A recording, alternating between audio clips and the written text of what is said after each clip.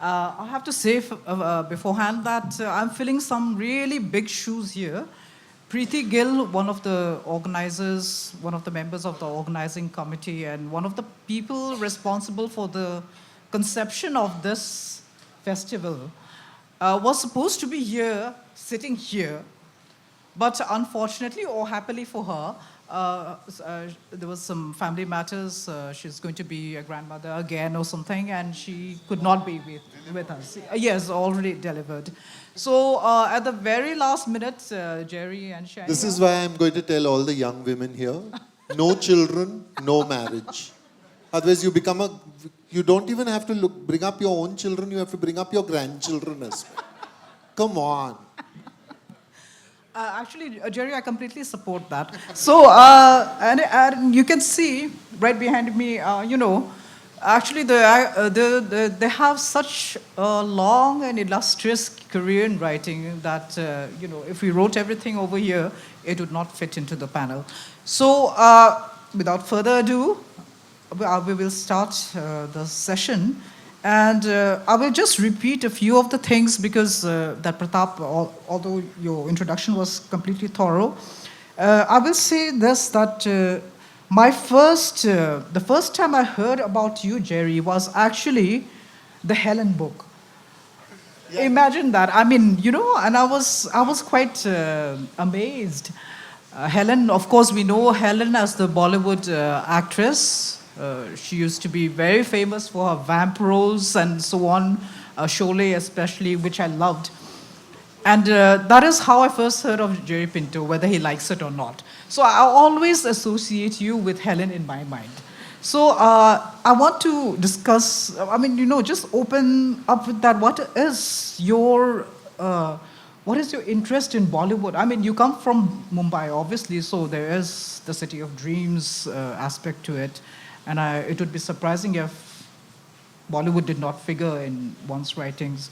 But can you just, I know it was many years ago, 2012, I believe, or was it much further than that?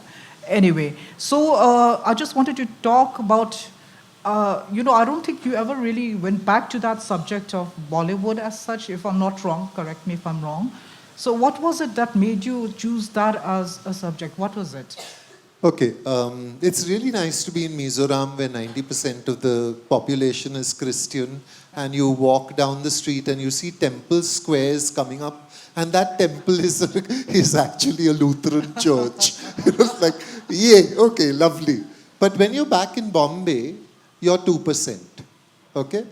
Your name is misrepresented, so when you tell someone you're Geronimo Maria, they think that your mother, that you probably don't have a father, and that you put your second name as your mother's name.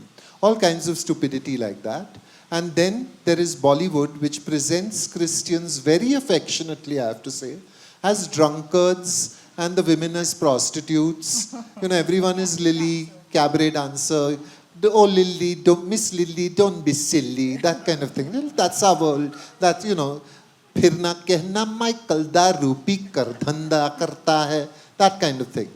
Now, yeah, in the middle of all this, there erupts Helen. Okay? In general, in Bollywood, women get 5 years and men get 25 years. Right? Helen dances for us as Mera Naam Chin Chin Chu. Okay? This should be familiar as well. So she can be Chinese. She is the charming Countess Princess Sophia. So she can be Italian. She is Badal, the wonderful tribal dancer. And she lasts for 30 years. For 30 years the woman is dancing. So I'm fascinated not by the central character. I'm not fascinated by Amitabh Bachchan and how he gets to be Amitabh Bachchan. His father is Harivansh Rai Bachchan. He knows Urdu, he's 6 foot tall, and he has a lovely voice. I'm fascinated by how Helen continues to be a dancer for 30 years. That's what fascinates me, right? And that longevity, that idea that we need, that Hindi cinema needed Helen and had to invent her. Okay? That's what's the fascination. And when I think in the beginning, we were talking about diversity. Diversity is worked into our bloodstream right by the fact of how we eat. If you ever go to Italy, they will give you a bowl of pasta. A wonderful thing, pasta. But the first bite of pasta and the last bite of pasta is the same bite. Okay? That whole meal is the same meal. Whereas here, we cook on our plates. The last step of cooking in a meal is when we start mixing things for ourselves. We take a bit of this and we add a bit of that and we put a little chutney and put some salt and then pick it all up and mix it up and eat it. That's diversity. Diversity prevents boredom. Diversity makes us an exciting nation. We need to respect our diversity by looking at other people and saying, yes, you're different from me. I love that difference. Let's talk about that difference. Let's explore that difference. Let's enjoy that difference. We can't be saying you should all be like me, because if everyone was like me, we'd die of boredom. Okay? So diversity is central to the human condition. And I keep saying this everywhere I go, that diversity will survive when we say, oh, you're gay, that's fine, I'm not gay, but I'm interested in you as a gay person. I'd like to know something more about you. Or, oh, you're Hindu and I'm Christian, and I'd like to know something about your faith and tell you something about mine, so that we begin the process of enriching our lives by dialogue. And dialogue enriches lives, which is why a writing festival is important, which is why literature is important, which is why stories are important, and which is why we become intensely more human the more we experience each other's stories.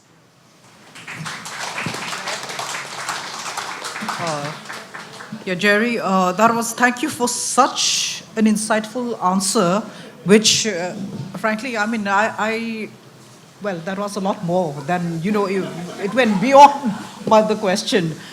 But it is very exciting, and I think from what, as a Mizo, the first time I heard about you was Ernestine, your Ernestine poem. Yeah, okay. And I've always wanted to know, why haven't you written more? I have and written more, you haven't read more, that is all.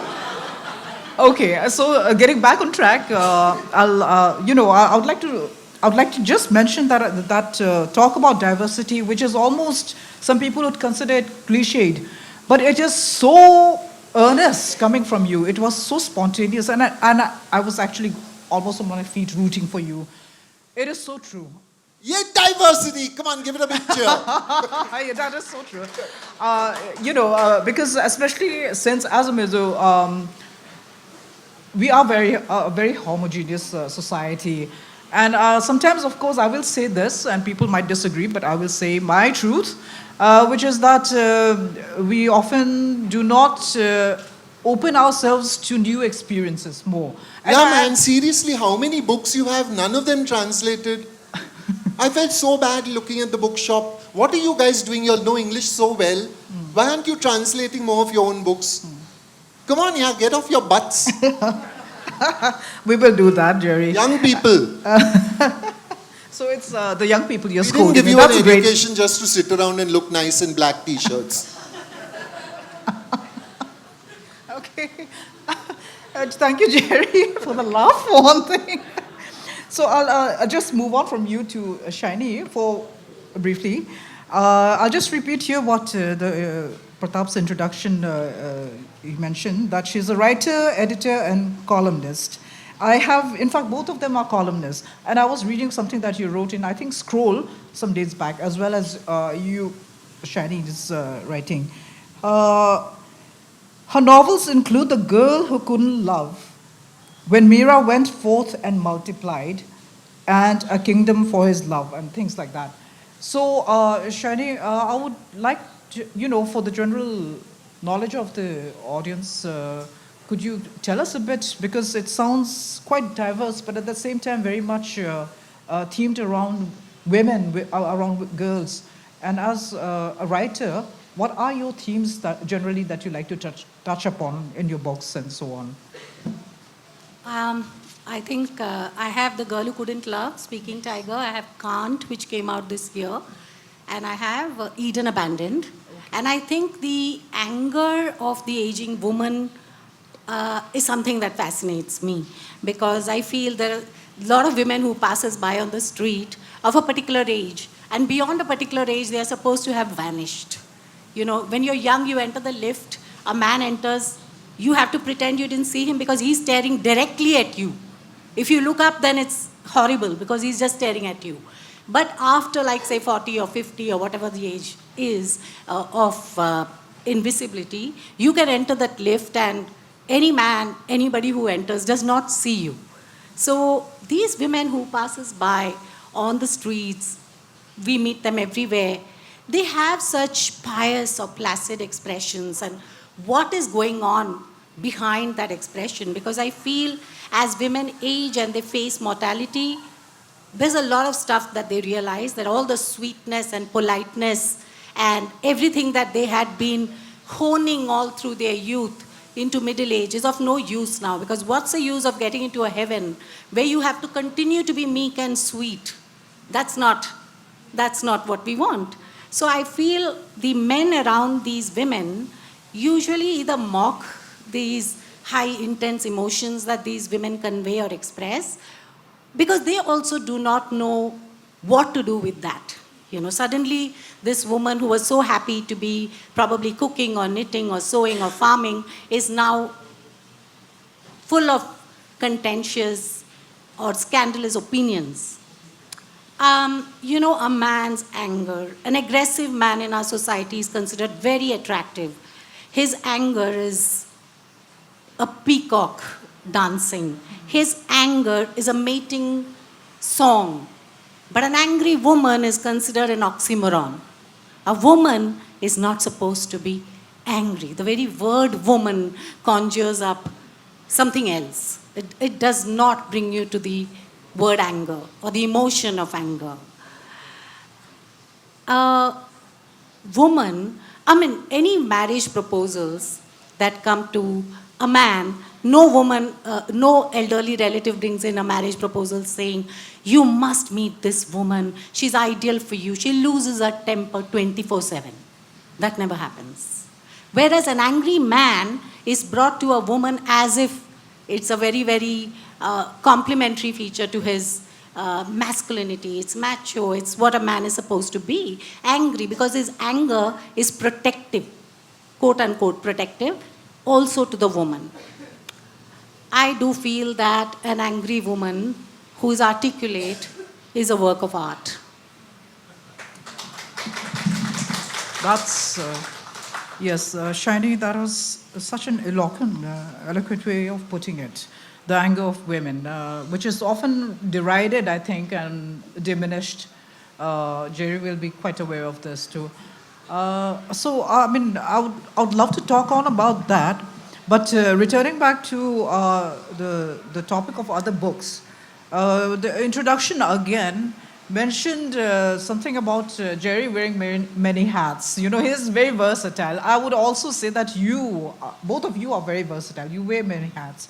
So right now, Shani, if you don't mind just speaking on just a little while more, as we know that you are the co-founder of the Bangalore Literature Festival and the director, I believe, of the Poetry Festival. So can you, I mean, this is a bit of away from writing, but can you talk about your experiences? What brought that about? How has it been going on and things like that? Can you share some of that experience with us? See, Bangalore did not have a festival. They had maybe smaller festivals, but not like, definitely, you know, all of us look at JLF and we just think we want to do something similar or something different, and that's kind of, JLF is kind of the prototype, has been for a long time. But what we forget is that JLF also started in a very, very small scale in Neemrana before they made it a destination festival. Of course, JLF, I'm not comparing BLF to JLF at all, it cannot be compared. But when it came to Bangalore, Vikram Sampath, the writer, and a couple of non-writer friends, we all would be chatting, and we would be thinking, what can be done in Bangalore? Because let me tell you, Bangalore has the highest book sales in India. And at BLF, I know a lot of people here, Mamang, Dhruba, a lot of people here Jerry, have been to Ravi, have been to the Bangalore Literature Festival. And one thing that they'll all tell you is that the audience is completely engaged. They come actually having done their homework. They read up the writers. So we do feel a lot of responsibility as to the writers that we bring, because we are not looking for big names. Of course, all festivals need big, quote-unquote, big names. But we are also looking to publicize the works which we think, which we have a group and we really want to, and just talking about how BLF came about, of course, we also tried to get sponsors. I won't pretend we didn't. But everybody who would come to us wanted to put up like these huge banners and with, silly advertising lines about their products. And every time we spoke to them, they were very, very focused on what's in it for me, for my company, what's in it for us. They weren't really talking about literature or how they will be a neutral party and they will not interfere with the programming. So we spoke to two or three companies, top companies, and suddenly we gave up. We were like, this is not going to happen because they're all going to have opinions, and if you have 3 sponsors coming in a particular ratio, then the power game is divided in that same way. Luckily for us, just at the point that we were going to give up, some of the first citizens of the city of Bangalore came together and said that, listen, we need to do this. And we need to have a distinct festival which is to do with Bangalore. So Kannada, of course, is quite a heavy quotient in our festival. So we wanted to have a very city-specific festival. And I'll tell you something, like when you are doing this lay festival, you would have realized that the Mizo audience or the readers are different. And you need to curate the program to them. So in the same way, I feel the Bangalore programming is very different from the other festivals in the country, because we do keep the Bangalore reader in mind. And the other thing I just want to end with is that, every year, because, it's so difficult because we are beggars, it's a community-funded festival, we are looking for donors every year. And every year the core team says, that's it. We are not going to do this again. We are done. And this is the 13th year that we are doing it. We said this from the 2nd year. We were like, we just can't go on. But I'll tell you what really keeps us going, and this is really the truth. Just 4 to 5 minutes before the festival actually starts, and we are very, very punctual.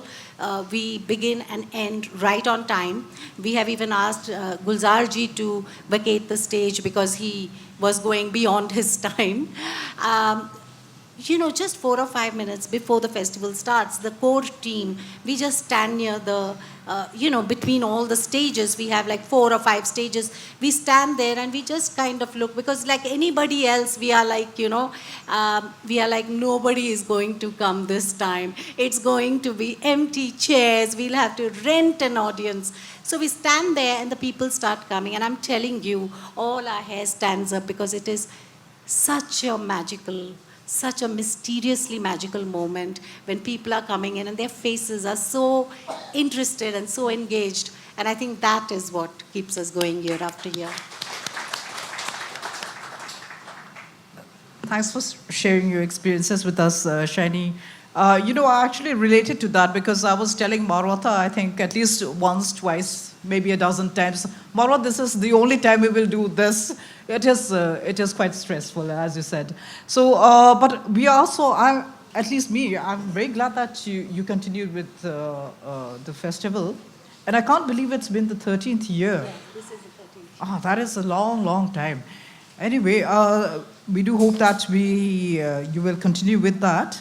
And returning to Jerry, I have it's not a question. I remember that M and the Big Home. I'm sure you have had many questions about this, and it was the winner of the Crossword Book Award and the Hindu Literary Prize in 2012. Uh, I remember reading this, and I had never met you. I had no idea that our paths would ever cross. Uh, I will tell you quite honestly that I felt such a sense of fragility and vulnerability uh, emanating from the book. And I was wondering, I wonder what the author is like in real life, which of course was the total opposite of being fragile and vulnerable, maybe, if we are. So I just wanted to ask you, and you write on such diverse topics, things. I can see that you have many, many interests. That is very clear. So I just wanted to go back to the themes of your writing. What made you write M and the Big Home, which still haunts me to this day, to be frank. And of course, the other things like I think it was what is the murder of Yuri, if I'm not wrong. Education. Oh, so I'm sorry. Why did I say murder? Well, education might be murder. Who knows? So can you just talk about? Okay, you must never confuse the public persona with the writing persona. I could not be fragile and vulnerable on stage simply because that's not something that anybody does. If you bring your fragility and your vulnerability onto the stage, you are offering yourself up for murder. I think the only person I've ever seen doing that is Hannah Gadsby in Nanette. And if you haven't seen that on Netflix, please see it. It's a magnificent takedown of the stand-up comedy. Quite frankly, what is this interaction between us? Look at the notion of this interaction. I am a writer. What I chose to do is to write. You are supposed to be a reader, instead of which you have become a listener. You are here literally at this point in time for a visual spectacle that is being presented to you. None of this fits. None of this fits. Most writers want to be left alone to write. They don't want to be on stage with spotlights on them. Some of us can negotiate both of these. Some of us can't. Okay? So this is the thing. Do not confuse even the eye of a poem with the writer. The writer is not bringing the rag and bone shop of the heart, which Dylan Thomas talks about so beautifully. Okay, that is the material that we have, and that's what's on offer. This public persona has to be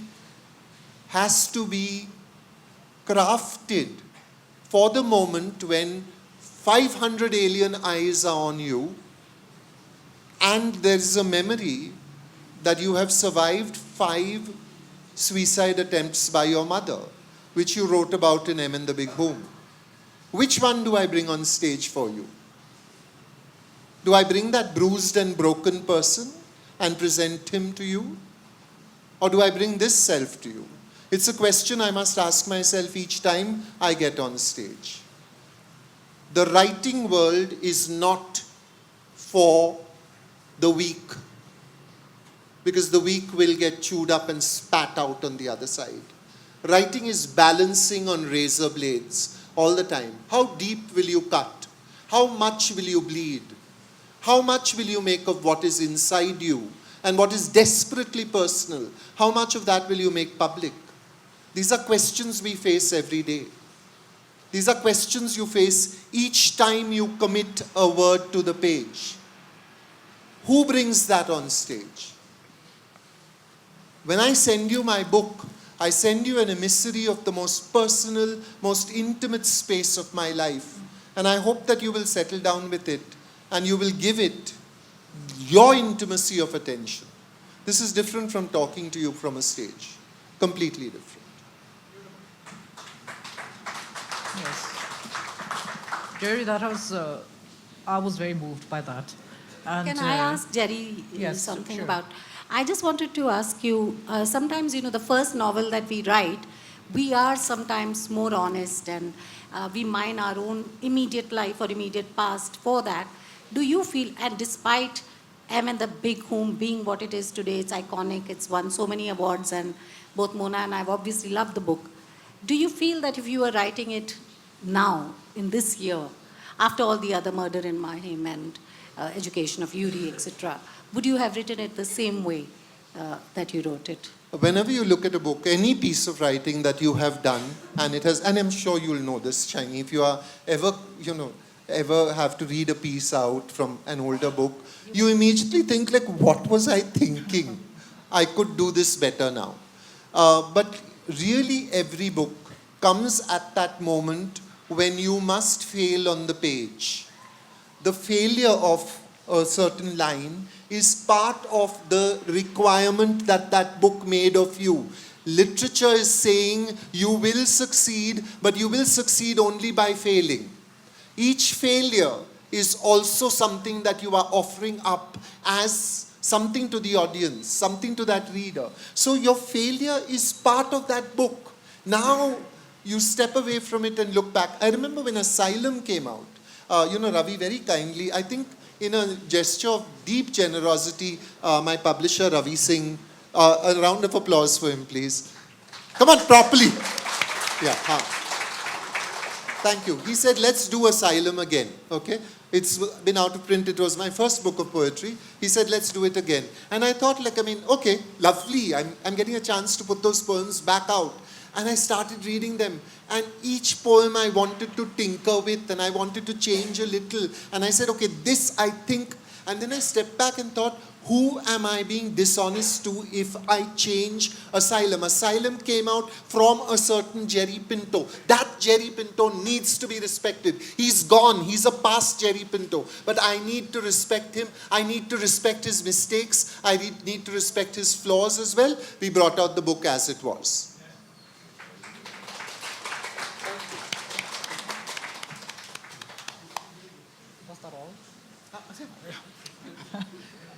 Jerry, Ravi, I think we should all take the opportunity right now to say thank you because that was such a good reminder, Jerry. As we what I really think about, like when I look at a Hindi poet's life, today, if you walk out and buy a Hindi poet, like you want to read Gajanan Muktibodh, for instance, who's the one who started out modernism in Hindi literature, right? You have every one of his poems. You go and ask for Robin Nagangom's first book and see what happens. English poetry comes like a flash. It's there for a moment. If you don't grab the book at that point in time, you lose it forever. It's gone. Then you must wait till the poet dies and the collected poems will come out. So kill the poet to get the poems back. That's how English poetry treats its writers. Which is why for me, Asylum coming out again before I died was really so important. Well, thank you for the very morbid reminder, Jerry. I do agree, and as I said, it was such a timely reminder as well. Many of the people here, the audience here, I'm sure some of them are writing, have started writing, and the journey, both of you have such a long journey behind you and a long journey ahead, let us hope. And that is so true, that you change as a person, and to remind us to respect the old self that we were, even if we have discarded that, even if we have gone on to something else, become something else, grown new eyes, see the world in a different way, whatever. Jerry, that is a reminder to every writer over here. Thank you so much for saying that, for uttering that. So I just want to, proceed on because I believe, we have to extend the time a bit, so we might have to just go on for a few more minutes, and then we'll open it up for any questions and answers. But can we move on from the past now to the future? Is there anything that you'd like to tell us about forthcoming works? Anything shiny? So I have this strange pattern that I've noticed in my books, about my books, that I always have two books back to back. And it looks like I'm just sitting and writing, but the gap between those two books and the next two books is huge, but it still comes back to back. So when I had my novella, The Girl Who Couldn't Love, come out, I had the collection of scary stories called Boo, BOO from Penguin. And I had 2 novellas, like I told you earlier, that came out earlier this year. Now I'm super excited about 2 anthologies that are coming out. One is coming out today, in fact, it's being printed today, and one is coming out in November. So I'll talk about the one where Jerry is also a contributor in it. It's called X Objects. A British writer friend of mine and I are co-editors to this book. It's being brought out by Om Books. It's called The Art of Holding On, Letting Go. Basically, you know, we have objects with us which belong to people who are no more, but those objects still are with us as... My kurta belonged to an old friend of mine. I wear it to remember him as well. Yeah. So, yeah, we all have this, you know, where we can say that the present is the past. So she brought in Alison Boyle, brought in 4 writers, and I brought in 4 writers, and I'm so proud of all the 4 writers that I brought. The top writers of India, Jerry Pinto, Shashi Deshpande, Jayashri Mishra, and Vikram Sampath, who have all talked about an object that they carry forward. And I think a little bit of what, Jerry, you've written is fiction? Yeah. Faction. I lost a stuffed toy when I was a young child. I think my cousin stole it. And if my cousin had stolen it and loved it and kept him and loved him, his name was Precious, little stuffed toy. If he had loved him and kept him, I would have forgiven, but he lost him. And so I decided to give, because I still, some part of me, this is the, like, you know, suddenly when you start talking, that wounded self enters the room. See, this is what happens. So you know, as a child, I felt very, very bad. I felt like I'd lost a friend when Precious was stolen. So I gave Precious a life. I gave him, and little bit of that has healed because Precious now is loved and is safe somewhere. In an imaginary life, in an imaginary world, but Precious is safe. And Jerry is also given Precious the last line in the story. It's his dialogue, you know, a very casual throwaway line that his stuffed toy says. So that book, of course, that anthology is accidentally international because I bring in the Indian writers and the British writer brings in the British writers. The other one I'm equally excited about is from Hachette. It's called Hell Hath No Fury. I know that title is pretty sexist and it describes women, but we thought, you know, let's own that saying. So this is also an international collection. It has a Canadian writer, an Italian writer, a British writer, an African writer, and the rest are Indian writers from all over India. And Janvi Barua from Assam, who has given me a very beautiful story about the grace of the region. Okay. What about you, Jerry? Any, you know, apart from what? Ravi, what's next? Ravi knows. I don't know. Yeah, I finish stuff and I send it off to Ravi, and I then leave it to Ravi to decide when things will come out. I'm always working on a novel. I'm always working on translation. I'm always working on poetry. I'm not as prolific an anthologist as Shiny is. But they've always, you know, like there are floating projects all the time. And I see myself as in the middle of these floating things. And then one day something surprises me by erupting and I then discover that that's the next book. But really, you know, once the book is out, it's been emailed to Ravi, I'm no longer thinking about it because I'm focused on all the things that I'm doing now. So right now, I mean, I'll take 10 minutes, I'll zip upstairs and I'll do some writing on the next work and I'll come zipping down again. Yes. Okay, that's we all look forward to whatever Ravi will be publishing of yours, and of course, Shani, the anthology that'll be coming out. So one thing. Have you contributed to both? Actually, yes. Hell Hath No Fury, definitely, because you were talking about women's rage and all. So that I can expect. But X Objects also? Yeah, I have. So, okay, but Jerry, one more not exactly a question again. I know that you came out with an anthology on the subject of love, I believe, confronting love or something like that. Of all things, I can't imagine. Of all things. I cannot imagine you co-editing an anthology about, a book of love poems or poems about love in whichever form of fashion. Why not? So I'm just going to say that. So with a very dear friend of mine, Arundhati Subramaniam, who I hope shall be here one of these days, some other time. So can you just talk about how that book came about? Like why? I mean, I can't imagine why, Okay, I suppose, in general, first of all, it's because so the origin of this is at one point, Arundhati and I sat down and we were thinking, we used to set ourselves these things about, writing and give each other prompts and all, and we said, let's write a love poem.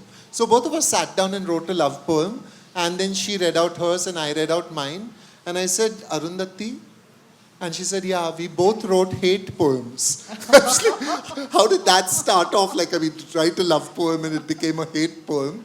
And it fascinated us that, like, if you are not capable of doing that, and at that time we were, both mixed up young people, meaning we were, okay, guys, if you're young and mixed up, don't worry, it goes on till your 40s, then you become old and mixed up. It's like, no, middle-aged and mixed up, then you're old and mixed up, then you die. This is finished, end of story. Don't worry about it too much. So the thing is that I think we began to read love poems, and then I found this love poem written. It's called. It's about the aging lovers, Bikaiji Manekji. It's a lovely poem about two older people, how they handle each other with care, how they love each other, and it was so beautiful. One of the things you want to do with the thing you love, maybe because you're Christian also, you want to evangelize. You want everybody to read this poem. Now read this poem. Hey, listen, this is such a great poem. So then you put, how do you get this poem out of obscurity? At this point, there is no social media. There is only Orkut. Okay? And only some young people are using Orkut in the distant, in some cyber cafes. Yeah, remember? Those days, before it came on your phone, you went to a cyber cafe and you logged on and there was a dial-up. It made strange sounds like that. So we decided we'd put together an anthology, and then we gave it to Ravi Singh, who said, what is this? But he published it very sweetly. It was a great... Okay. Right, doing anthologies of poetry is such a pleasure because you can read poetry all day, and when someone asks you what you're doing, you say, I'm working. What a lovely thing to do. Thank you so much, Jerry. That was very enlightening. And I can imagine you and Arundhati, scribbling your poems. But you can't imagine me in love. No, I can't imagine you in love. I'm sure you have been in love. But an anthology about love, like, especially after all the other things that we've read, it was a bit out of the left field as this. So I'm going to now, we are approaching 2 o'clock, which is the break. No, before that, I think the Q&A. Mona, I think you forgot. What Q&A. did Anyone I has a question, or we can go and eat? No, I'm going to. You're open not the done. I'm so question sorry. answers My now. apologies. Yes, you should apologize. I was My just going to say, apologies. I'm just going to open up to any questions regarding anything that you want to ask. We're not always going to have Jerry over here or Shani over here. Okay, So- but we'll be here all day, standing around. So come and ask us there. Let's go have lunch. Nay. Do not interrupt, Jerry. So we can't do that, but right now, while we have him here, pinned here with a captive audience, I think it would be a much better time to ask him questions and ask Shani any questions about anything whatsoever. It doesn't have to be about literature. They seem very knowledgeable about a lot of things. Okay, I have in case no one has a question, I have a message for No, I young have a people. question. Oh, good. If the moderator, Mona, will allow Hold me. on. Yes. I have a message for young people especially, and the message is about why you should read, okay? And I know that reading seems old-fashioned and boring, but reading requires you to exercise much more than your mind. It requires you to exercise your heart and your gut and your mind, and it forces you to use your brain. So remember this. Your mind you may think of as a wonderful and exciting place. I see it as a Maidan. It's an empty space. But when you read, as you read, you are throwing seeds behind you. 10 years later, you will turn around and look back, and the mind which was a Maidan is now a jungle. It's a forest, and it's a forest of ideas. You can walk through that forest at your leisure, and you can pluck ideas from the trees, and they will be your ideas. But this is a long game. It requires you to read now and to wait for 10 years to see the benefit. And remember this, okay? Don't tell me you like reading if you don't like reading. I don't care whether you like reading or not. I'm telling you, we spend all our time worrying about the body and how fit the body is. We do nothing for the brain, nothing for the mind. When you read, you are in mind gym. You're training your mind. So if you don't like reading, start with 10 minutes a day. 10 minutes a day of reading. And for 6 months, just read for 10 minutes a day, and then make it 15 minutes a day. Make it 20 minutes a day. Over a year, make it an hour a day. If you are reading an hour a day for the next 10 years, I'm guaranteeing you, you will be among the best in your field. I was once at the Goa Arts and Literary Festival, and Dayanita Singh was asked, everybody takes photographs now. Everybody takes photographs. How does a photographer become a good photographer? And she said, read. A photographer said, read. Because reading trains the eye to see and to think. And thinking makes a good photograph. So I'm saying for yourself. I'm saying invest in you. Invest in yourself. With your time, with your eyes, with your mind, with your brain. Read 10 minutes a day. Thank you all very much.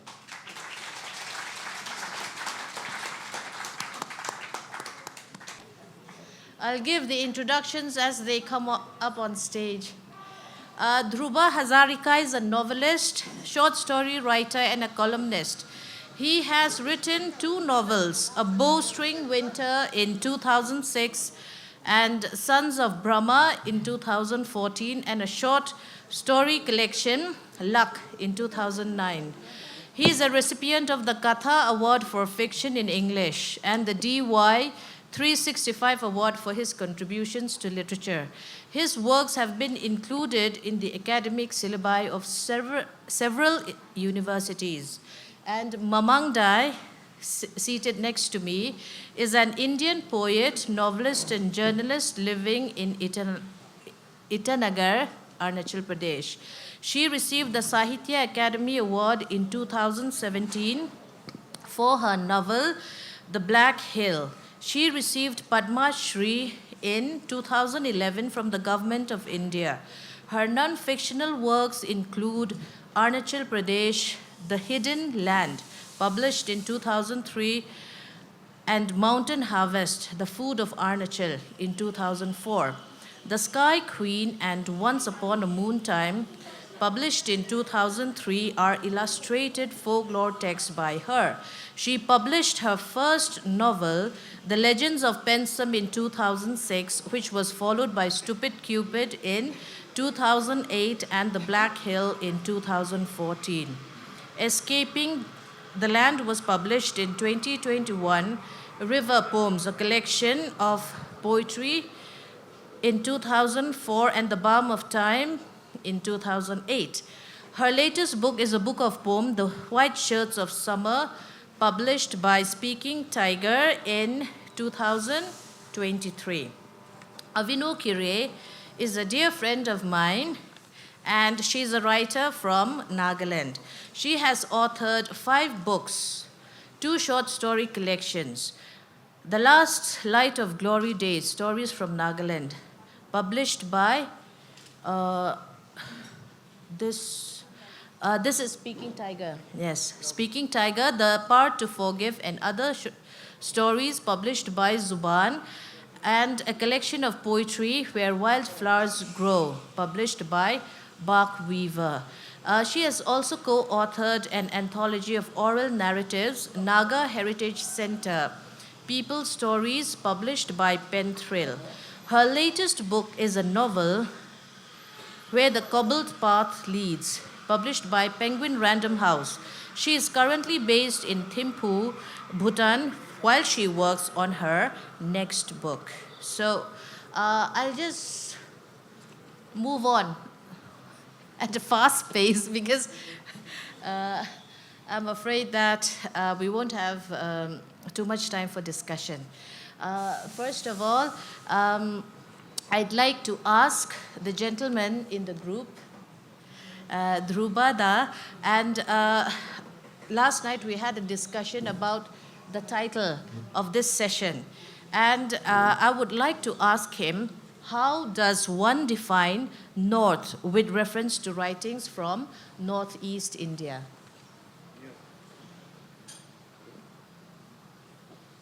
Thank you, Sangi. Good afternoon, ladies and gentlemen. Sangi, I think I put the wrong words into your mouth. Now, I only told her that we could start off by saying what's North and what's Northeast. But then that's, I think, obvious to all. North is North geographically, Northeast is Northeast geographically. But on a cultural scale and on a literary scale, there could be divergences, differences. And these differences, I feel, I mean, this is again my feeling, it's not an intellectual understanding as such, that the cultural connotations, the ethos of each of these geographical constructs, they define the literary output. This is what I felt, because I've been asked this question several times, not in gatherings like this, but in smaller clubs, book clubs, where one has to face why do you make this the Northeast, Shillong or Aizawl the locale?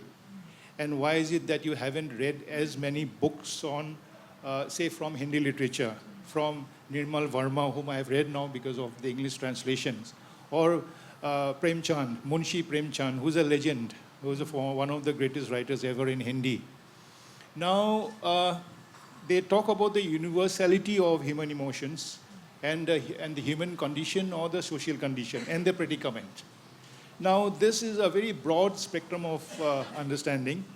When you talk about the social condition, there is a difference for me as far as I'm concerned. Maybe I think W.H. Auden had spoken about it, about the social condition versus the human condition. Where from the little writing that I have done, it is mostly instinctively towards the human condition. And hence, if one talks about North Indian literature, here North means North Indian, not the Northern Hemisphere, and Northeast means the Northeast of India. So the human condition for me, through the characters and the plotting, etc., the sequences, are important for me.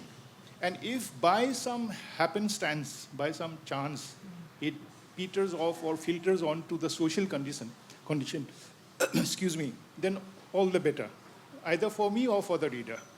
So on that note, I think we should give Mamang and Avino an equal measure of, Yes, Mamang, would you like to make a comment on that?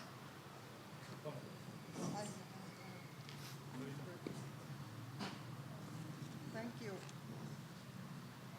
you, Dr. Sangi, and good afternoon, everyone here. I'm also a little bit kind of nonplussed, I don't know what comment to make. If you take my state, for example, North would be Tibet Autonomous Region and also Ningxi Prefecture of China. But anyway, taking it, I'm looking at it or assuming that this is about the Northeast region, Northeast, and perhaps we'll be discussing literature, not necessarily identity or linguistics or geography even, but maybe the literature of the region.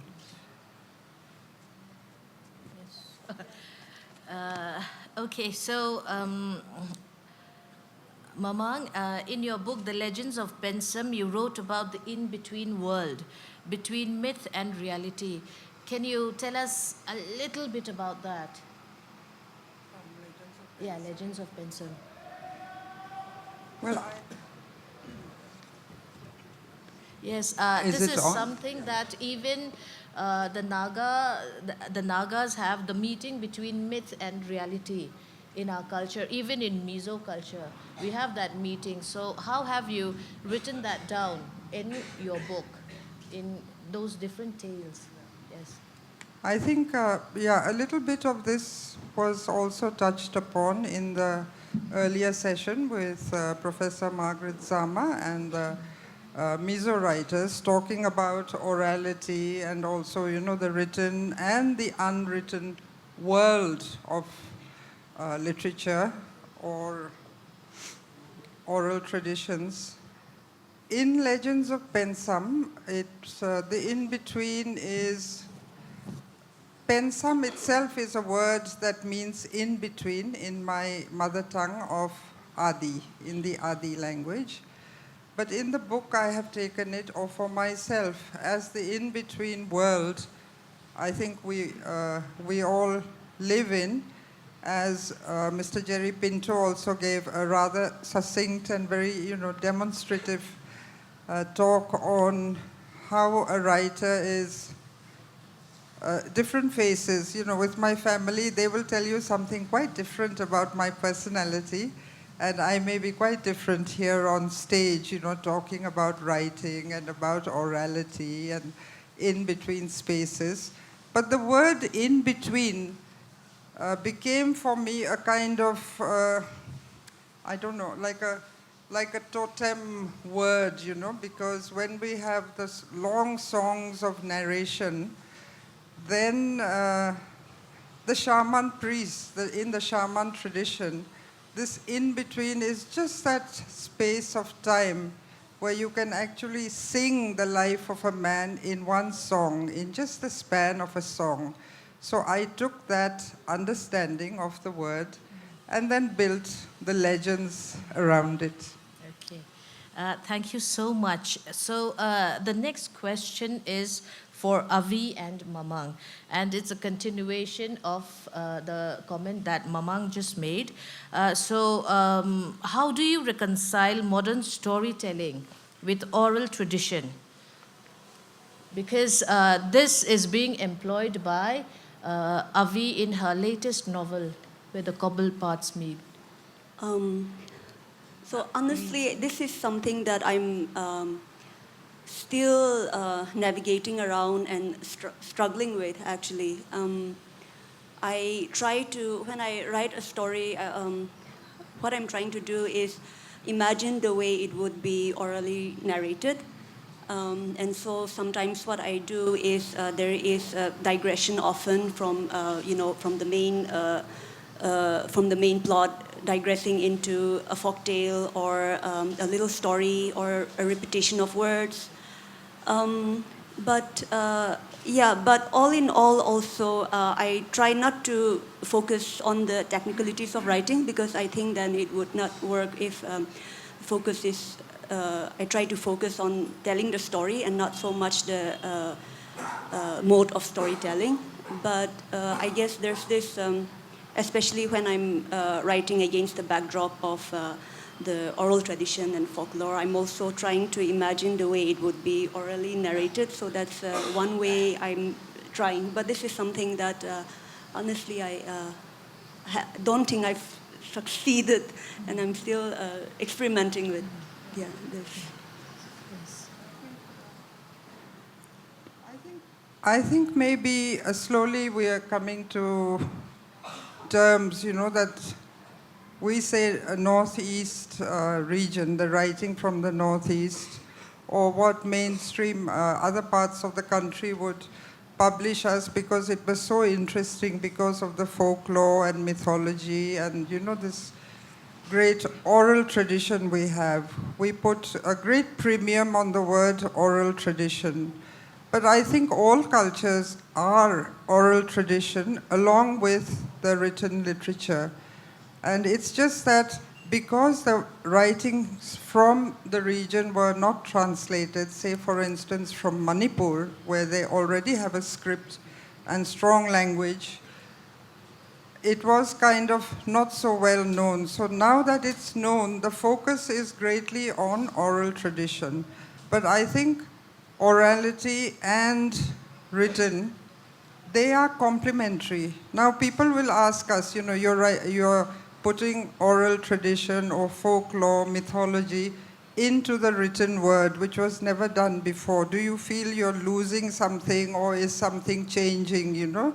You're recording it from an insider's point of view, which is interesting, but I think they are not separate one from the other. It's just that, okay, we have the English language because of circumstance and, you know, study, and now we are putting this in, but there are different ways of complementing the two together, you know, and each writer will do it in their different way, but it is always towards, you know, the evolution of consciousness, let's say what the scholars would say, writing and oral. Okay, so I'll expand on that about the use of the English language for writing, because all three of our writers write in English. So this, the use of the English language for writing is often considered political among writers from the Northeast region of India. So can you share your thoughts on this comment? Like, do you feel that it's politicized, the use writing in English? Yes. Yes.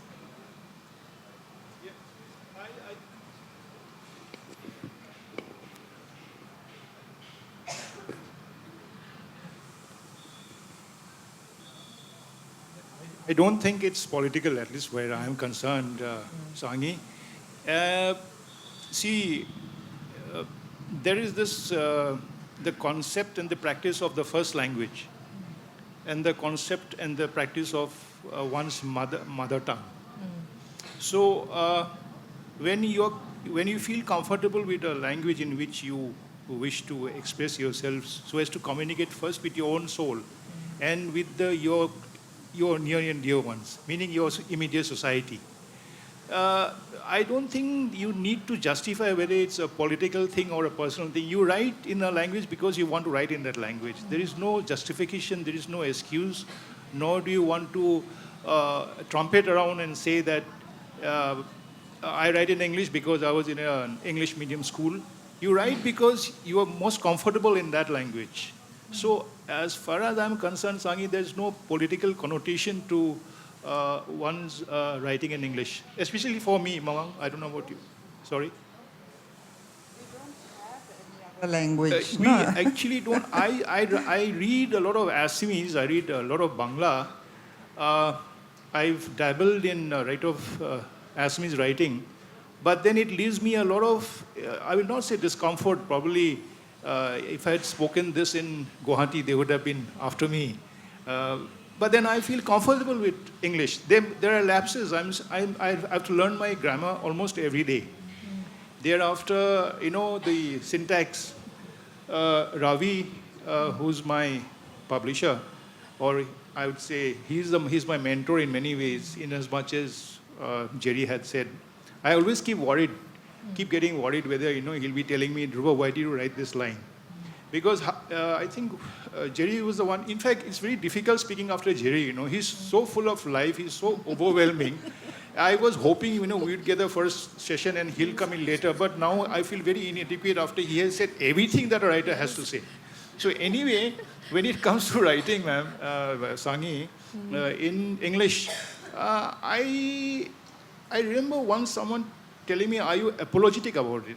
When I first began writing in 1980-81, I said, no, there's no apology. In fact, I feel terrifically proud without being elitist or snobbish, because back in Assam or in mainland India, where English, the way we have English in the Northeast is tried, you are given the epithet of being slightly elitist. Oh, this fellow is in the English department. I was in the economics department, by the way. So they say, oh, this guy is a bit of a snob. He's got a tie on, he's speaking English, and we guys are in the vernacular. That syndrome was there, but we overcame it, I think, Mamang. We had something together. The writers who wrote in English, the first generation writers, Avino is the second generation, right, Avino? Yeah. So we older ones, we had something going. We'll come to that later on if necessary. But I think I've spoken a lot unlike Jerry. Okay, yes, Avi, if you'd like to comment. No, I absolutely agree with what Dhruba sir, everything he said. And when you asked this question, one of my all-time favorite books came to mind, Kantapura by Raja Rao, where, yeah, in the foreword he mentioned, and I'm paraphrasing here, that the telling has not been easy, that one has to convey in a language that is not one's own, the spirit that is one's own. And sometimes it feels very difficult to escape politics, or maybe sometimes we restrict politics when we confine it to a mere ideology or a creed, because at the heart of it, politics is about people.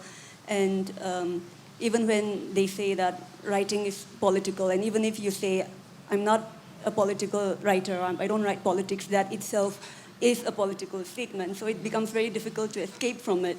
Yes. And but the way I address this is when I speak my native tongue, my mother tongue, Tinidie, at home. So I'm most comfortable expressing myself in my own language. I feel but then I write in English because I went to an English medium school. So there's always that. Initially, in the early years when I'm writing, I feel like there's always a lot of tension, and I'm writing in a very artificial way. I'm writing about maybe in a rural scene where two farmers are talking to each other, and the English that the dialogue is very artificial. It's just very perfect English. And then, so these are the tensions, and then later I think that, okay, this is not natural. And yes, these farmers, in reality, they would not be speaking to each other in English, but maybe I can make the English like sort of more local, So that is my way of, I guess, claiming the narrative. Yeah. I think that is important because we are all bilingual writers. You must have the source of your mother tongue, I think. Now, for the young people, if you're going to be writing only in English or Hindi or any of the languages, French, Spanish, but it's important, I think, to remember that there should be the base foundation of your mother tongue. And this is a point of, debate, and it's a very big issue, especially in Arunachal Pradesh, where we have so many languages, none of them with a script, except for the Buddhist and the two main Buddhist groups. So how do you save mother tongues? Other states have language wars. Their mother tongue is so strong, Tamil, Telugu, and Bengali, for example. But here in the Northeastern region, okay, we have made English into a kind of local language, but because we don't have a script, all of us use the Roman script. But I think writing in English, even from the Northeast region, it's very important to remember that we have our mother tongue still behind us. At least I can speak my mother tongue. Avinu does Tinide. Dhruba can read and write in Assamese, I'm sure, but preference is the English that we have kind of, what would you say, vernacularized? Is that the word these days? Or you give, Because language actually can be a means of political weaponization. I think that is true. You will see it in some parts where Hindi has become dominant, more dominant than others. We have great writers in Hindi from Arunachal Pradesh also. But then it becomes very difficult to save mother tongue in an environment where all the advertisements, the municipal announcements, everything is in Hindi. So it's not actually language domination, it's just the influence, And if language is a means of communication to be able to create a meeting place between different cultures, then this usage of language becomes a very strong force, I feel. Thank you very much. Another thing is, Mamang, she's written extensively well on her non-fictional works are spectacular, and she's done a beautiful job of repossessing the history of her people. So I would like to ask her, do you feel that this is a task which is much needed by writers from the Northeast region? Like to repossess our history, put it down in writing. Because in your writings, especially Mamang's and Avi's writings, there's some sort of a repossession of history. So can you speak a bit about that?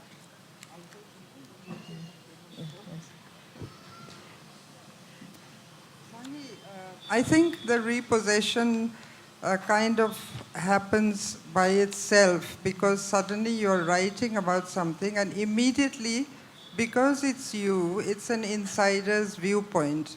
So you have academics who will be talking about subaltern, alternative history. It's not as if we started out to repossess. We were just telling a story. For the first time, it was coming out from within, from ourselves. And the story of the Black Hill, which I was trying to look at, that just interested me as a human story, because here was this priest, who came more than 200 years ago. He was traveling. The area was so difficult. Even now it is so difficult to get to where he got. It was easier for me to travel to Paris than to actually follow in his footsteps when I was writing the book. So that kind of thing. So that also works out as a repossession. It's not, at least in my case, it's not contesting, because I like to see the other point of view also. So little is known. I know Professor Joy this morning was speaking about getting getting our histories and then looking at it from the other point of view, other than ethnographers and colonial officers. So now we have people like who are the great granddaughters or children of people who served here in British times, British political officers, and it's interesting to see their point of view also. I think that is how, language should work, or how we should meet across cultures. And if we want to expand our own literature, it's important also to be able to assimilate all these different aspects, because history itself is rather confusing. Just like this term, North by Northeast, I thought it was Sanjay Hazarika's column, as he reminded me just now. And I was thinking of the film North by Northwest. Actually, North by Northeast is a term for mistaken identity, I think. On that note, Abhinu. Just like Mem Mamang here said, similarly, when I'm writing a story, I'm just focusing on telling the story the best way I can, and not with any grand ambition or intention of repossessing history. But I think the wonderful thing with fiction, with writing, is when you're writing from a place of honesty, from an honest place, then unintentionally, unconsciously, that happens.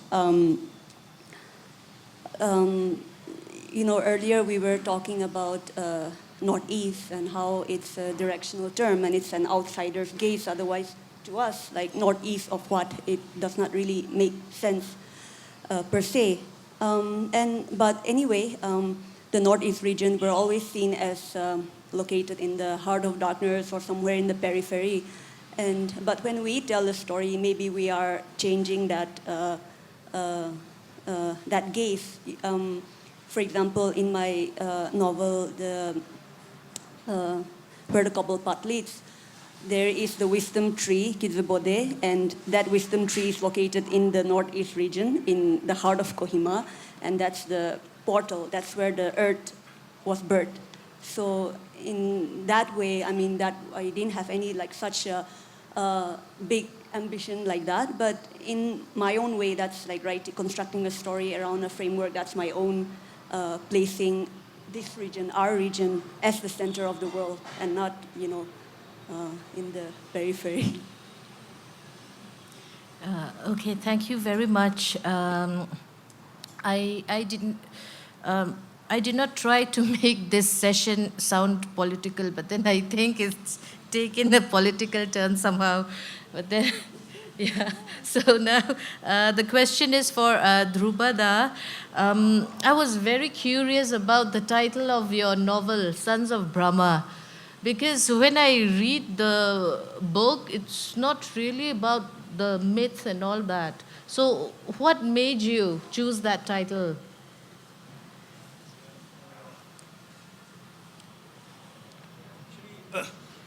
This book actually is to do with mostly the underground movement in Assam. For almost 2 decades, almost 25 years, Assam had gone through a very dark spell. And then I had got that theme. That theme generally comes from a spark. Just one day you get a smell or a sound, the typical situation for any fiction writer.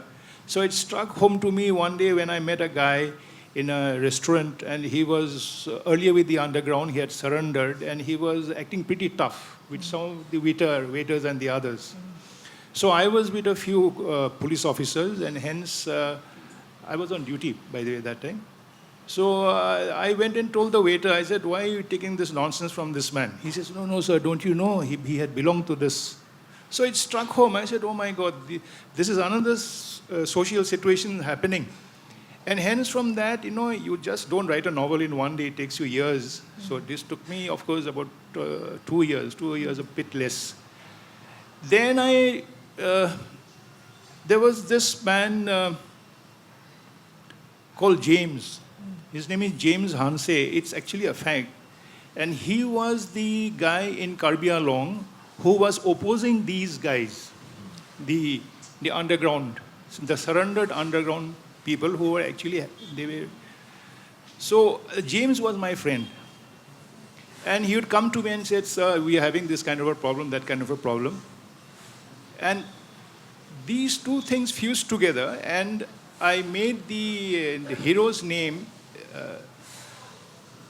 from James, Jongom. Jongom means, in Sanskrit, Jongom means confluence.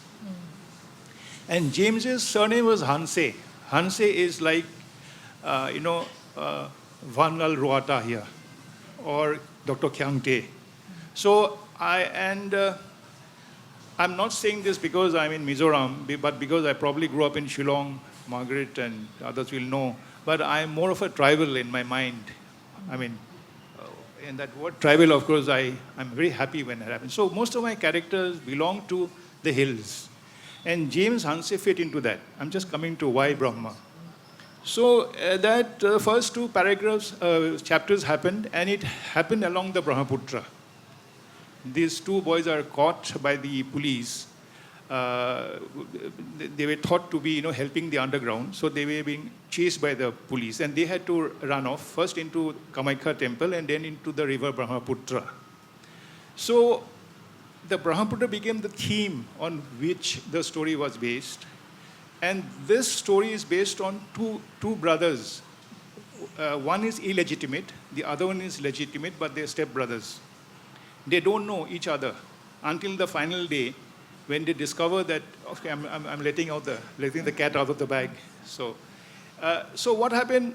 The other name of the Brahmaputra is Luit in Mamang's territory. Sangpo, Siang, Luit, and then the Brahmaputra. So in Assam, you have 2 names for the Sanjay. He is the authority on the Brahmaputra. I feel a bit diffident talking in front of you. But Luit. So the father of one of the sons is Luit. And the father of the other is somebody else, of course, but they meet. So since the core of the story belonged to these 2 brothers, I called it Sons of Brahma. And it has nothing to do with Brahma, God Brahma, or anything else, or religion. It purely has to do with the river Brahmaputra. It's a long piece for a short thing. Sorry. Okay, thank you. The next question is for Avi. So Avi has written a book titled Where the Cobbled Path Leads, which is it's a folk fantasy novel about a young girl struggling with the demise of her mother, and her grief takes her on a supernatural journey into a paranormal realm known as the in-between, like something that we discussed before. So Avi, I'd like to ask you, how did this idea to juxtapose the theme of death through Naga spirit stories come about? Delving into the theme of death and spirit stories came later as the plot took concrete shape. The protagonist in the novel is a young girl, 11 years old, and her name is Vime. For the longest time, I had been wanting to write about a girl named Vime, and just something about the name moved me, and I wanted to write about a girl with this name. And so initially, I thought it would be a nostalgic story, a coming-of-age story. And then shortly before COVID, I experienced two big losses. The demise of my grandfather, who I was very close to, and months later, a very dear friend. And then COVID struck, and of course, COVID brought me many painful losses within the community as well. And fiction, that way, it's always born out of something that is essentially nonfiction, something personal. And so the story, slowly, when all that happened, I think I became quite fascinated and obsessed even with death, with what happens after the death. You know, the finality of it, it amazed me. And I had my Christian faith, which gave me a lot of comfort, and you know that convinces me that we are souls with bodies. And then I wanted to explore it further, and then I started seeking confirmation, exploring our spirit stories. We have a lot of, like Mizos as well, I'm assuming, a lot of spirit stories, especially beliefs pertaining to death, what happens to human beings after physical death. And I think they do so well, explain it so beautifully, so wonderfully. And we have, there are spirit stories such as, and these stories, they are also rooted in the physical human world. And we have in Nagaland, we have the villages Longkham and Visema, where our forefathers especially, this was pre-Christian era, we believe that souls go to rest there after that. Visema is where good people go after that. And they say that they manifest as eagles. And Longkham is a place which has mountains with caves and lots of eagles. And they say those are the dead souls. And yeah, and I found that all very fascinating. And yeah, that's how the story took shape. And I took a lot of comfort in writing about Vime and what happens, and adding a little bit of fantasy fiction of my own in between. Okay. This will be the last question, and after this question, I'll open the floor for question and answers. And last night, Mamang and I, we were discussing about how the writers in the Northeast are beginning to question the Western canon. So I would like her to expand on that again, because it's quite interesting, this. Yeah. And if the others want to comment on that as well. You should let...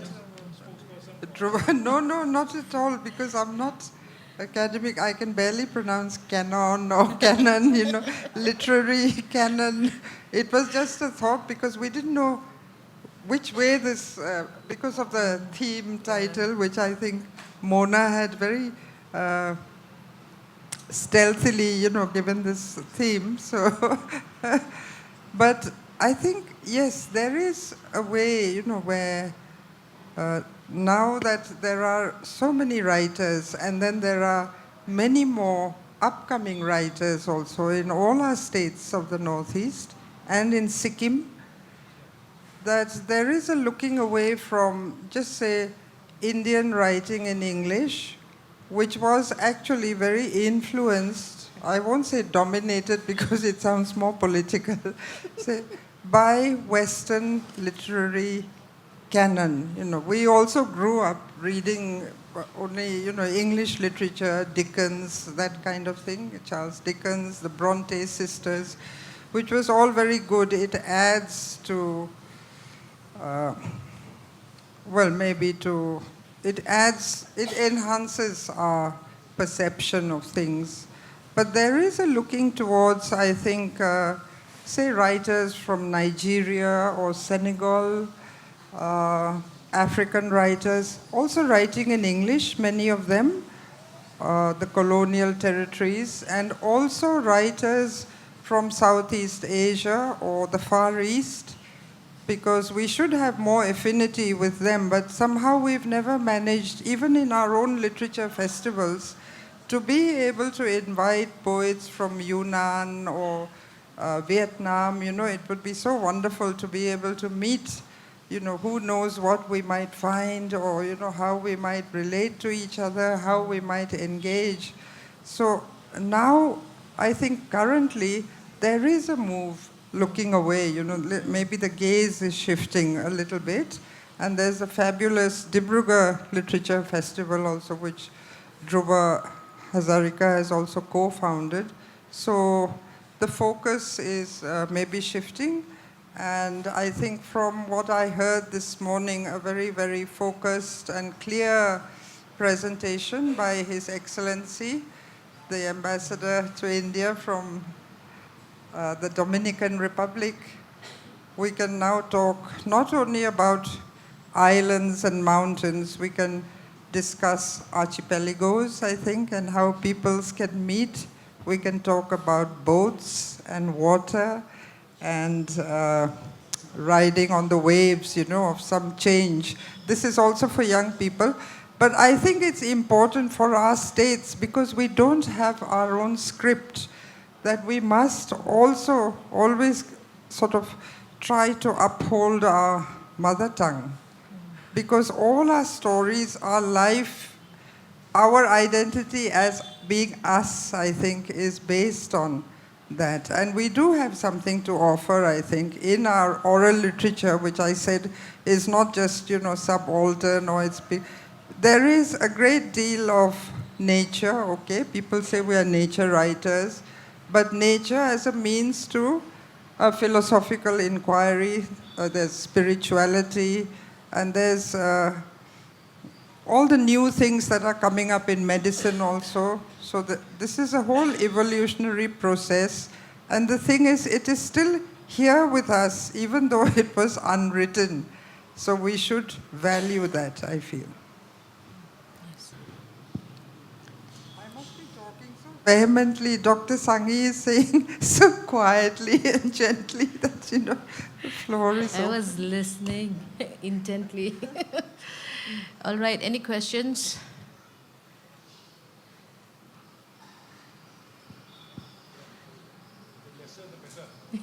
Since there is no question, I think I'll just make a comment, or rather a question.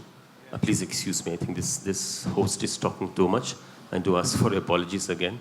What Mamang ma'am said is very important. I think that the whole connect that we have with our mother tongue, because I have the same dilemma, even though I'm almost septulingual, if there is such a word. But I'm apologetic that I cannot write in my mother tongue, which is Nepali.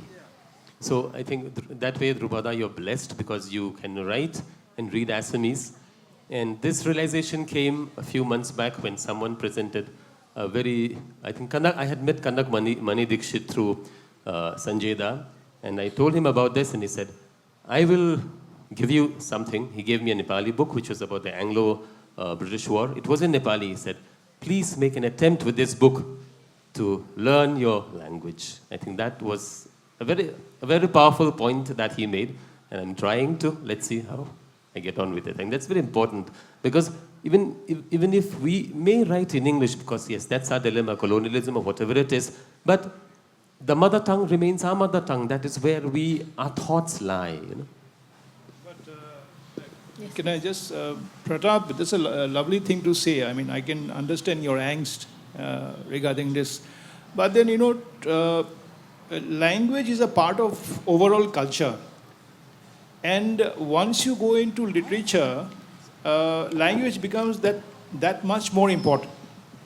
But if you're not into literature as such or into writing, and it's a means of verbal communication, I would say any language is okay, so long as you can get across to the other person. That is the essence. And when we write, I mean, people who write, there are millions of writers in this whole world. It's not as if they're going to, you know, doing some extra great thing. They're communicating with those who are readers, but not for the non-readers. So for the non-readers, what you say or what you talk, in that sense, I would say a politician is 1,000 times more powerful than a Nobel Prize winner, because he can communicate verbally, and that is important. Then this is the part where literature has its own, you know, power. Right from the sagas, Icelandic sagas, Homer and our Mahabharata, Ramayana, down to modern day powerful plays and stories. This is my take, okay, Pratap. It's not that I've borrowed it from somewhere. But then too much of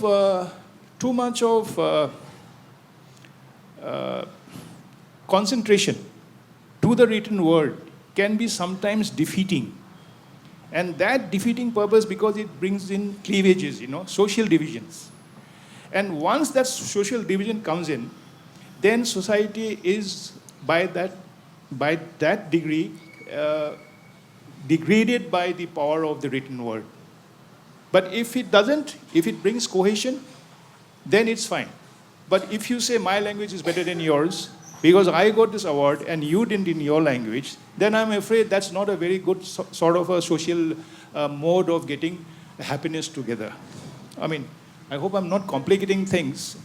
For recently, you know, the Assamese language has been declared a classical language.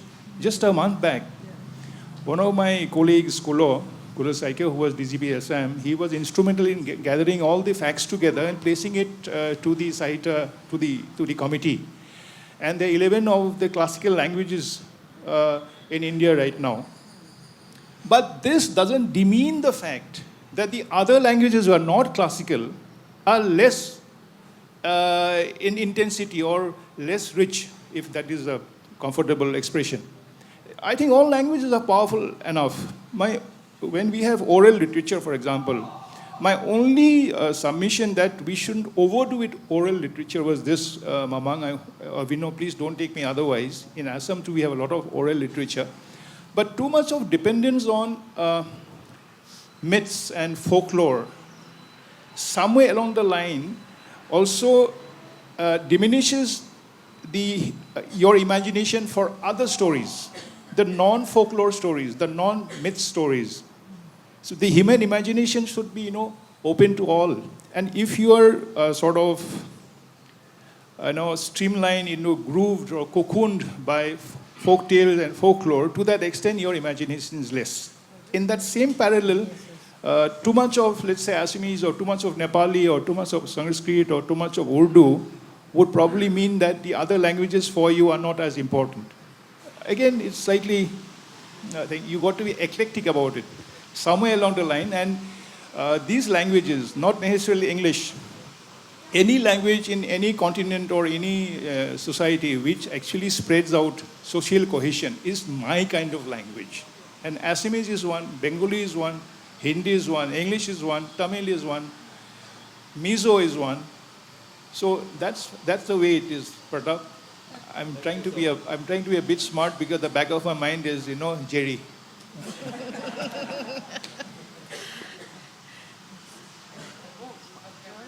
Oh yeah, Joy. Yeah. Professor Joy and then Professor Margaret. Yes.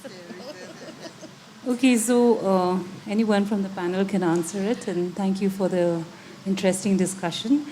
I was just wondering whether when you write in English, whether your readers are more non-local people than the local people. Do you find that, like, say, if you write in English, are Arunachalis reading it, or are Nagas reading it, or are there people from outside the state reading it more than your own people? Okay, so that's one thing that I wanted to know. And the second thing is that from the little that I know about Mizo literature, I would suspect that, you know, when the writing is in Mizo, the audience is Mizo, all right, obviously. And so does the writing in English make you change your audience? And are you writing it a little differently for an English audience? You know, do the themes change just because you're writing in English? Do your ideas change because you're addressing a different audience, not the local audience? I just wanted to know those kinds of technicalities.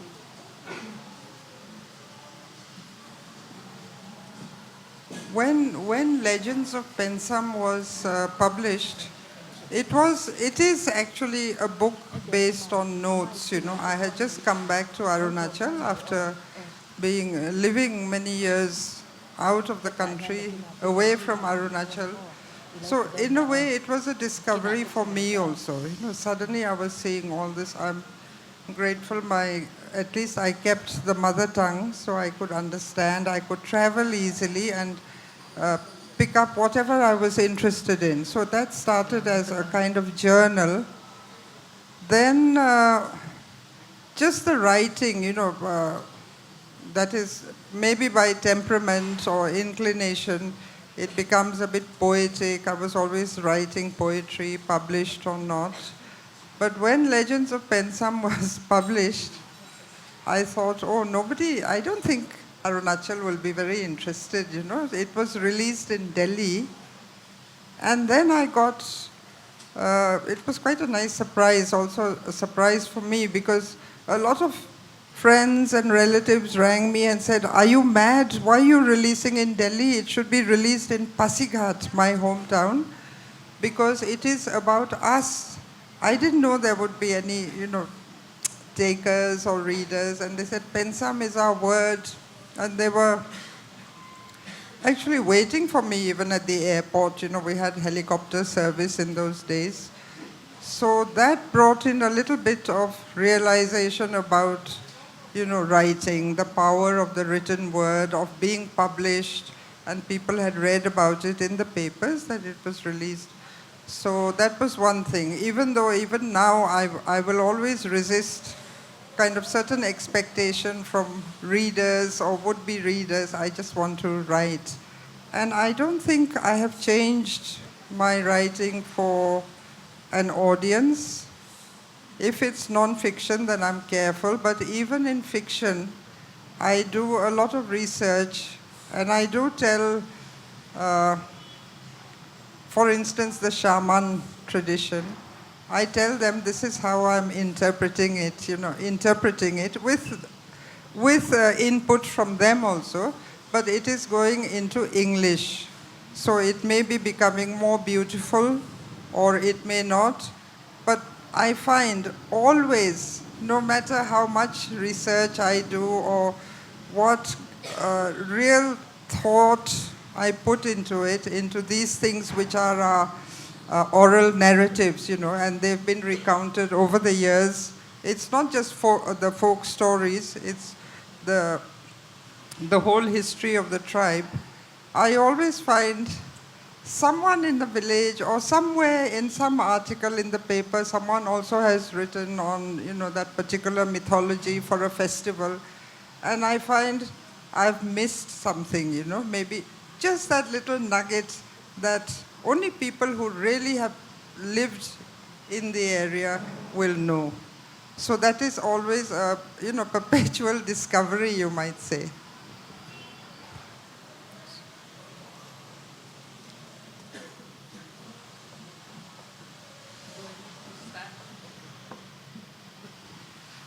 When we came in late, you all were talking about tradition.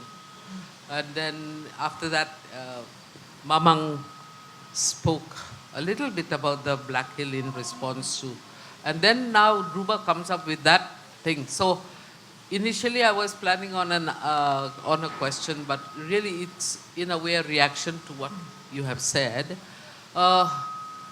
Yeah, I think some writers do have maybe they have heartburn on this. But you know, when somebody we do have our roots somewhere. And we may be a global citizen, but we do have our roots somewhere which we identify with. But apart from that, being a tribal and being up here in the Northeast, there are writers who write because they're not only proud, but who deliberately do so that, you know, you kind of they throw it in our faces, you know, the culture or the myths or things like that. But here we are talking about talent. You know, here we are talking about world-class talent. And whether it is Legends of Pensam or Black Hill, what I would like to say is like, how can some element of myth or how can some element of the surreal may not be there when you are still hearing it, when you heard it when you grew up and you are hearing it from your grandmother's lap, as it were. So the formation of your creative thinking, also that has it as a background. So here what I want to say is, does it make a work less interesting, or, oh God, this is again touching on folk tales or lore or something, you know, does it make, it depends on, I think, how the writer handles it. That's what I want to say. And in the Black Hill, which is actually a historical novel, right? But then also, I'm so scared to say this because the author's right in front of me. But then you got an award for it also, so I think I can say anything. It's a historical novel, so what one would think, you know, that we are going to get this. But no, the elements of, you know, sometimes there's especially in Arunachal, don't mind me saying, but because again, this is thanks to her, there's a kind of eeriness also, you know, sometimes you get that sense. And then, okay, it's a historical novel, but you sense it because the author is also giving you that hint that they are flying across the mountains. And I think by that you actually meant that they were fleeing. But you know, because of the language, it makes it so mythical. And you can't put the book down.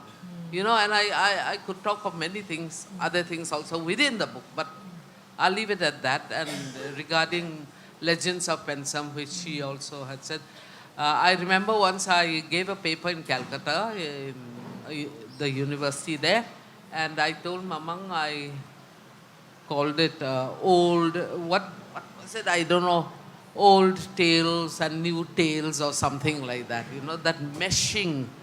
Because I found the meshing of the two elements so good. But Mamang, her reaction, she said, they're not old. See? They're not old. Yeah, when something comes from the heart, it will always be there. You cannot give it an age. So I just wanted to share that. Maybe in next novel you should start putting in Assamese myths and laws. Margaret, I'll just add probably half a minute. Actually, you know,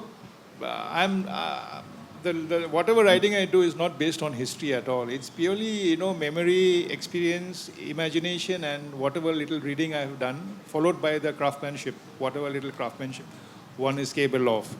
Mamang's genre is such that that's the Legends of Pensam, mythology, folklore, amazing. So is Black Hill. But that's not my forte. And there are so many different types of fiction writers, Dr. Kyangte. And my take is simply this. You're a story writer, try to write a story well. Whether it's science fiction or horror or fairy tales or historical romance or whatever, but make the story click. If it clicks, you're lucky enough. If it doesn't click, try again. That's my motto. I mean, But I think I'll just say one more. Yeah. Last comment. No, it's very true.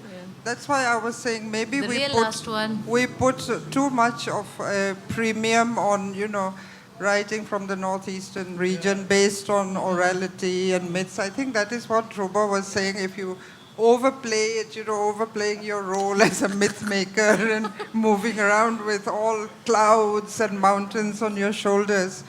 But Italo Calvino had something very interesting to say, which I thought the exact words, I think he said, at the center or the core of every narrative, there is a myth. All stories have good, evil, the winner, the loser. These are all based on myths, since mankind and the history of writing and the history of storytelling began. What is good? What is evil? So we may take it in different contexts, but there is a myth, and he does come out with this wonderful African tribe, with the tribe with eyes to the sky. Isn't it fabulous? I mean, that kind of writing where, the old epics, mythology, that also creeps in, but in a new avatar. I think that is really good.